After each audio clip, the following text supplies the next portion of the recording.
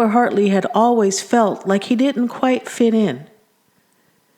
It was in the small things, like deja vu that lingered too long, dreams that bled into waking life, and a persistent ache that there was something just out of reach. He chalked it up to overthinking. After all, he was just an overworked freelance designer with too much coffee and not enough sleep.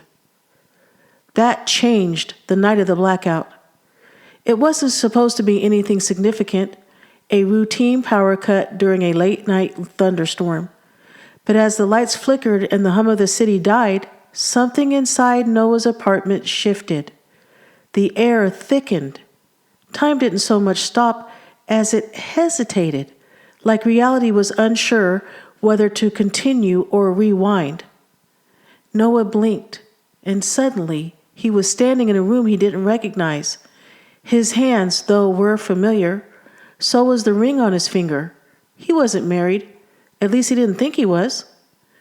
A woman burst into the room. "Noah, the power's back. Come finish the movie." Her voice carved deep grooves in his memory. He didn't know her, but he knew her. Her smile was a ghost he'd dreamt about. He stepped backward, heart thudding, and snap! Back in his own apartment, alone, dark, rain tapping against the windows. The next days unraveled him.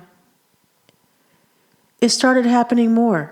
At first, fleeting slips, walking through a doorway and finding himself in a different city, a different life, a different version of himself.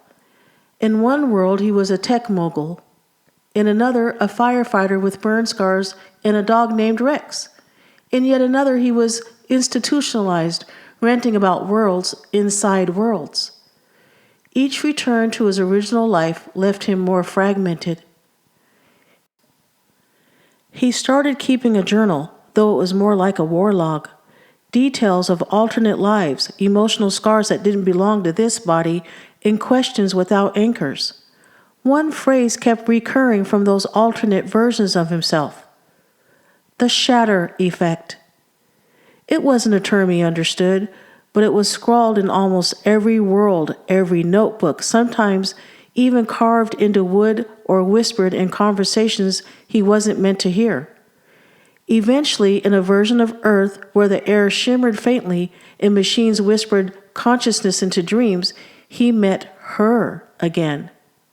The woman with the half-remembered smile.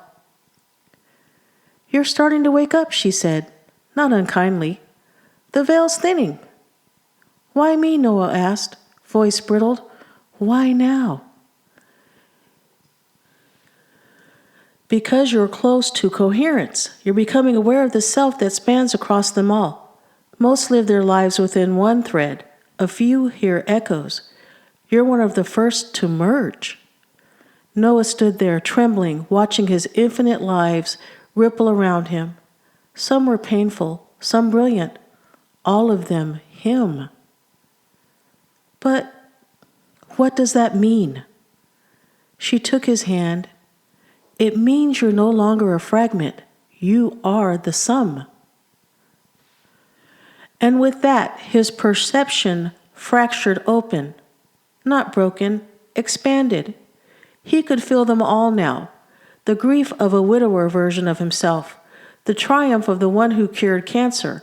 The numbness of the soldier. The serenity of the monk. A million threads, a single tapestry. Noah laughed. He wept. He whispered, "I'm real." In that moment, he understood reality was not a straight line.